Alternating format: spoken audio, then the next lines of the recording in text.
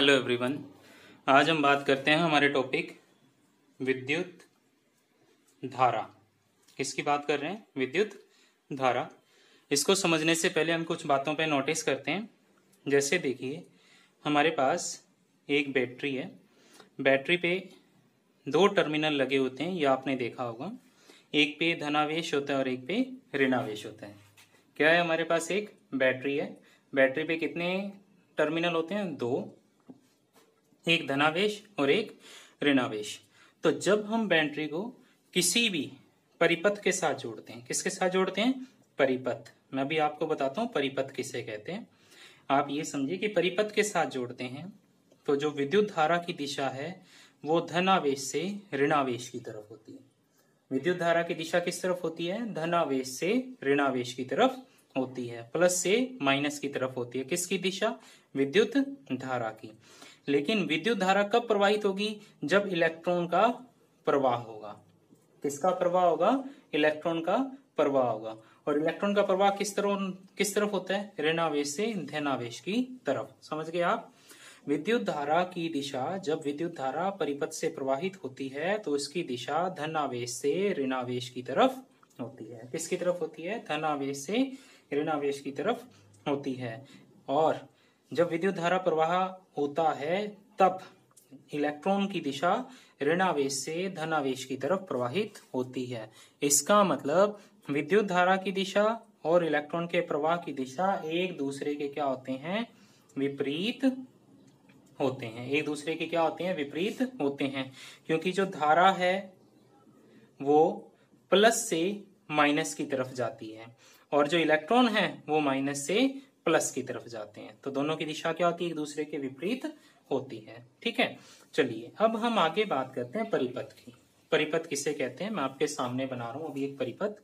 देखिए, ये हमारी बैटरी, इसके साथ हमने एक तार जोड़ी, उसके साथ एक बल्ब लगाया, स्विच कुंजी बोलते हैं, और इसको बैटरी के माइनस वाले साइड से जोड़ दिया। अब देखिए, ये एक परिपथ है। परिपथ क्या होता है? एक बंद रास्ता, एक बंद पथ जिसमें विद्युत धारा क्या हो रही है? प्रवाहित हो रही है। परिपथ किसे कहते हैं?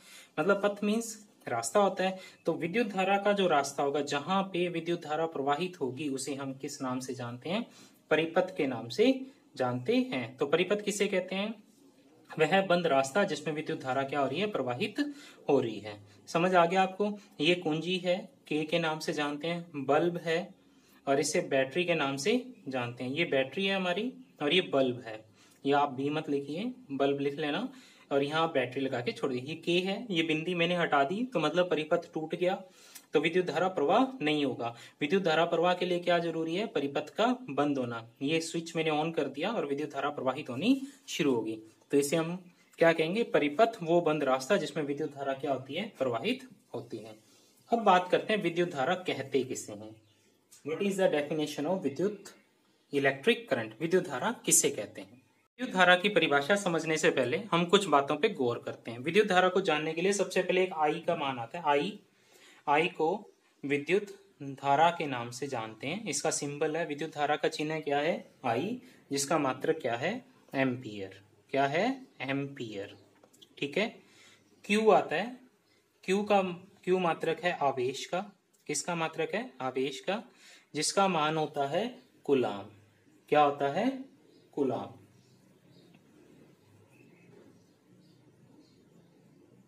ठीक है, इसे सी द्वारा भी लिख देते हैं अपने, मतलब कूलाम को सी से लिखा जाता है। जैसे आप किलोग्राम को केजी लिखते हो ना, वैसे कूलाम को सी द्वारा भी लिख देते हैं। इसके बाद आएगा टी।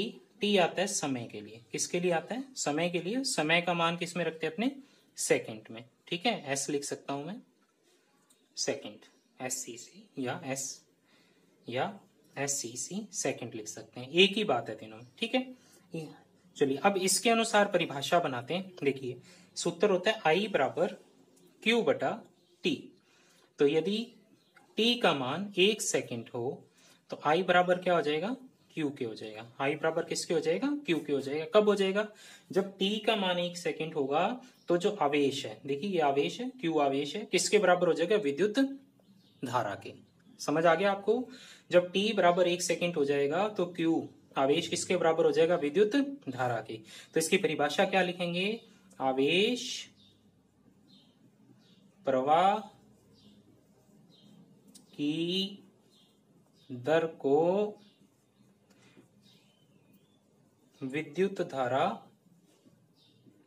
कहते हैं। किसे कहते हैं विद्युत धारा? आवेश प्रवाह की दर को। दर का मतलब होता है किसी चीज को एक में रखना या इकाई रखना। जैसे आप बाजार से कोई सामान खरीदने जाते हो, आपको 20 पेन चाहिए, तो आप उससे 20 पेन का मूल्य नहीं पूछते, आप उससे किसका पूछते हो? एक पेन का मूल्य, मतलब इकाई का। तो इसीलिए मैंने समय बराबर क्या रख दिया? एक इकाई रख दिया। तो आवेश प्रवाह की दर को मतलब जितना आवेश प्रवाहित होगा कितने समय में? 1 सेकंड में, तो वो क्या कहलाएगा? विद्युत धारा कहलाता है। समझ आ गया आपको? इकाई समय में प्रवाह होने वाले आवेश को विद्युत धारा कहते हैं। और कहाँ प्रवाहित होगा? परिपथ में। विद्युत परिपथ में इकाई समय में प्रवाहित होने वाले आवेश को विद्युत धारा के नाम से जानते हैं। चलिए अब आगे देखिए इसको। एक परिभाषा हमने बना ली, एक और बनाते हैं। Q इक्वल होता है NE के। Q इक्वल किसके होता है? NE के। क्लियर हो रहा है ना आपको? Q equal NE। N यहां पे है इलेक्ट्रॉन की संख्या, ठीक है। N क्या है? इलेक्ट्रॉन की संख्या। और यहाँ पे E का मान कितना होता है? 1.6 इंटू 10 की माइनस 19 कूलाम। E का मान कितना आएगा? 1.6 इंटू 10 की माइनस 19 कूलाम। मतलब इलेक्ट्रॉन पर आवेश है, आवेश का मान कितना है? 1.6 इंटू 10 की माइनस 19 कूलाम। तो क्या मैं ऐसे लिख सकता हूं? देखिए I इक्वल क्या था? Q बटा T। Q बराबर क्या था? Ne। तो I इक्वल क्या हो गया? Ne बटा में T। और यदि T बराबर 1 सेकेंड रख दें तो I इक्वल क्या हो गया? Ne। देखिए नंबर ऑफ इलेक्ट्रॉन्स मतलब कितने इलेक्ट्रॉन किसी बिंदु से गुजरते हैं, तो उसे हम किसे नाम से जानते हैं? विद्युत धारा के नाम से जानते हैं। तो मतलब किसी परिपथ में किसी बिंदु से इकाई समय में, देखो ये आवेश के बराबर है। Ne इक्वल किसके? मैं रख सकता हूं ना, तो आवेश के बराबर है। जितने इलेक्ट्रॉन किसी बिंदु में, विद्युत परिपथ के किसी बिंदु से 1 सेकंड में प्रवाहित होंगे, वो क्या कहलाएगा? विद्युत धारा कहलाता है। तो दोनों परिभाषाएं आपको समझ आ गई। आवेश प्रवाह की दर को भी विद्युत धारा कहते हैं और इकाई समय में गुजरने वाले इलेक्ट्रॉनों की संख्या को भी विद्युत धारा के नाम से जानते हैं। इलेक्ट्रॉनों की संख्या का मतलब है कि उसको अपने इससे गुना करेंगे। चलिए देखिए अभी कैसे अपने न्यूमेरिकल करते हैं, तो आपको समझ आ जाएगा, ठीक है। विद्युत धारा की परिभाषा समझने से पहले हम कुछ बातों पे गौर करते हैं। विद्युत धारा को जानने के लिए सबसे पहले एक I का मान आता है। I को विद्युत धारा के नाम से जानते हैं। इसका सिंबल है, विद्युत धारा का चिन्ह क्या है? I, जिसका मात्रक क्या है? एम्पियर। क्या है? एम्पियर, ठीक है। Q आता है, Q मात्रक है आवेश का। किसका मात्रक है? आवेश का, जिसका मान होता है कूलाम। क्या होता है? कूलाम।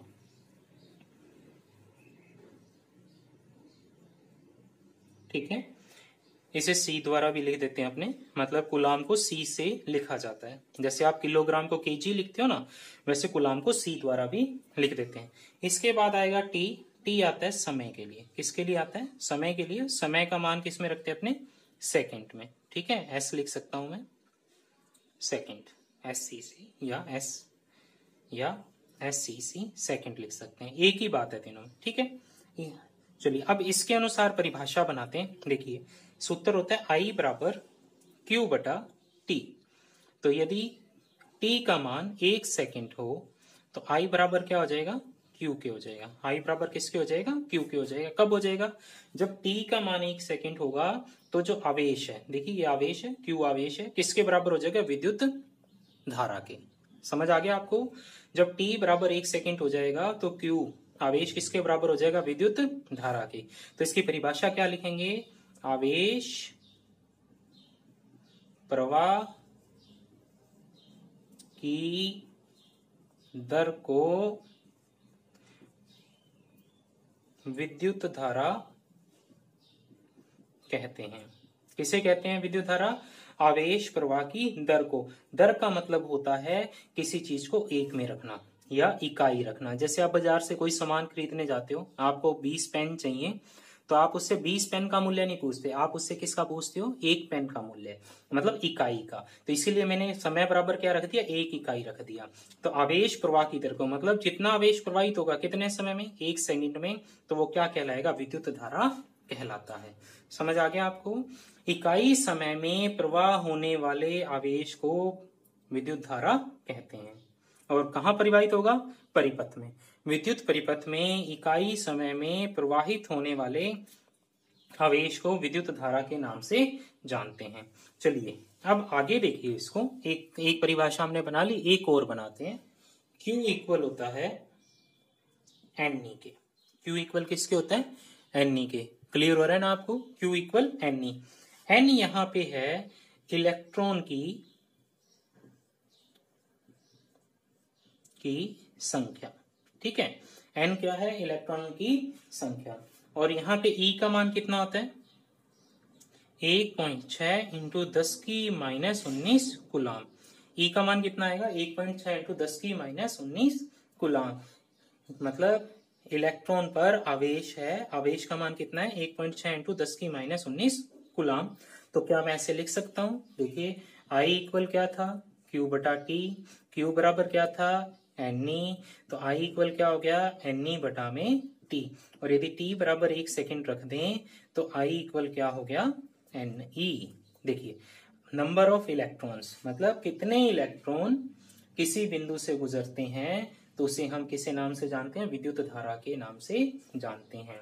तो मतलब किसी परिपथ में किसी बिंदु से इकाई समय में, देखो ये आवेश के बराबर है, NE इक्वल किसके, मैं रख सकता हूँ ना, तो आवेश के बराबर है। जितने इलेक्ट्रॉन किसी बिंदु में, विद्युत परिपथ के किसी बिंदु से 1 सेकंड में प्रवाहित होंगे, वो क्या कहलाएगा, विद्युत धारा कहलाता है। तो दोनों परिभाषाएं आपको समझ आ गई।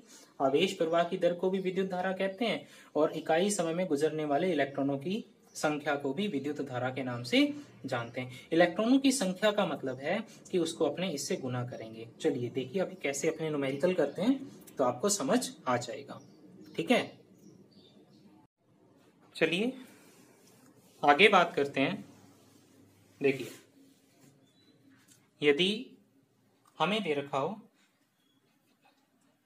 1 मिली एम्पियर, क्या दे रखा हो, मिली एम्पियर, ठीक है। तो अगर न्यूमेरिकल में क्या दे रखा हो, 1 मिली एम्पियर, तो हम उसे किस में बदलेंगे, एम्पियर में बदलेंगे। कैसे बदलेंगे, 10 की माइनस 3 एम्पियर। 1 मिली एम्पियर किसके बराबर है, 10 की माइनस 3 एम्पियर के। और यदि दे रखा हो माइक्रो एम्पियर, 1 माइक्रो एम्पियर, वो बराबर होता है 10 की माइनस 6 एम्पियर के। क्लियर हो गया, क्योंकि पेपर के अंदर वो मिली एम्पियर और माइक्रो एम्पियर भी दे सकता है, जिसे हमने क्या करना है, बदलना है। 1 मिली एम्पियर बराबर 10 की माइनस 3 एम्पियर, और 1 माइक्रो एम्पियर बराबर 10 की माइनस 6 एम्पियर। अब देखिए वो कह रहा है किसी परिपथ में 1 मिली एम्पियर, ये धारा कितनी प्रवाहित हो रही है, 1 मिली एम्पियर, है ना। कितनी प्रवाहित हो रही है, 1 मिली एम्पियर। तो समय उसने कितना दे दिया, जैसे मान लीजिए 20 सेकंड दे दिया, तो हमें Q ज्ञात करना है, ठीक है। तो अब एक न्यूमेरिकल देखिए, I बराबर क्या होता है, Q बटा T। तो Q बराबर क्या हो जाएगा, I गुना T। अब हम क्या करेंगे, क्योंकि ये मिली एम्पियर है तो इसको एम्पियर में बदलेंगे, मिली एम्पियर को एम्पियर में बदलेंगे तो 10 की माइनस 3 एम्पियर आ गया, ठीक है। और यहाँ क्या करेंगे, अब I कितना आ गया, 10 की माइनस 3 और 20 मिनट, है ना। तो क्या आ गया, 2 गुना 10 की माइनस 2। ये समझ आ गया आपको। 10 की माइनस 3 को मैं ऐसे लिखूंगा, 10 की 3 नीचे आ गए गुना 20, 0 से 0, 100 बच गया, ये ऊपर चला गया, 10 की माइनस 2 कूलम। आ गया समझ में। सवाल को, न्यूमेरिकल को हल करते समय सबसे पहले हम क्या करेंगे, मिली एम्पियर को एम्पियर में, माइक्रो एम्पियर को एम्पियर में बदलेंगे। 2 बातें। एक तीसरी बात आपने याद रखनी है कि समय किस में होना चाहिए, सेकंड में होना चाहिए। यदि समय मिनट में दे रखा है तो उसे हम किस में बदलेंगे, सेकंड में बदलेंगे। क्लियर हो गया। चलिए आगे बात करते हैं। एक परिभाषा और देख लीजिए अब आपको न्यूमेरिकल समझ आ गया तो परिभाषा आप बना लोगे। जैसे पहले हमने दो परिभाषाएं बनाई। आई बराबर हमने पढ़ा Q बटा टी। Q बराबर यदि 1 गुलाम हो, समय बराबर 1 सेकेंड हो, तो आई बराबर क्या हो जाएगा 1 एम्पियर। तो परिभाषा कैसे बनाओगे? किसी परिपथ में 1 गुलाम आवेश 1 सेकंड में प्रवाहित होता है। 1 गुलाम आवेश 1 सेकंड में प्रवाहित होता है तो धारा का मान कितना होगा? 1 एम्पियर होगा। तो आपसे 1 एम्पियर की परिभाषा पूछ सकता है, क्या लिखोगे? 1 गुलाम आवेश 1 सेकंड में प्रवाहित होता है तो धारा का मान कितना होगा? 1 एम्पियर होगा। क्लियर हो गया? चलिए धन्यवाद। आगे अब हम बात करेंगे विद्युत विभव और विभवांतर के बारे में। विभव और विभवांतर के बारे में। ओके।